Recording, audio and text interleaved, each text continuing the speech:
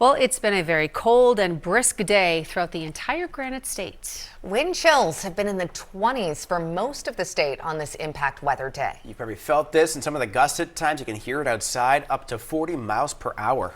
Chilly just thinking about it. Thanks for joining us at 4. I'm Monica Hernandez. I'm Steve Otari. And I'm Jennifer Vaughn. Those strong winds could cause some isolated power outages too. Stormwatch 9 meteorologist Matt Honig is here. And Matt, the winds are likely going to ease a little bit tomorrow, but it has been just gusty out there. Yeah, sure has been, guys. A chilly November day out there. In fact, the temperature has been more typical of mid-December this afternoon. Not super cold, but of course with the wind, it does feel pretty chilly out there that you at least need some warmer layers on. Check out some of the peak wind gusts from earlier on today. Guilford, the top spot at 48 miles per hour. We touched 45 miles per hour in Newington and in North Woodstock, close to 40 in Temple and in Salem. And still quite gusty out there this afternoon, though the numbers certainly have come down a bit from their peak right around midday. Still gusting close to 30 miles per hour in Concord, Manchester, and Portsmouth. Look at the temperatures in the 30s, basically statewide, some 20s far to the north. And when you factor in the breeze, certainly feeling a good 5 to 10 degrees colder out there. Feels like it's just 27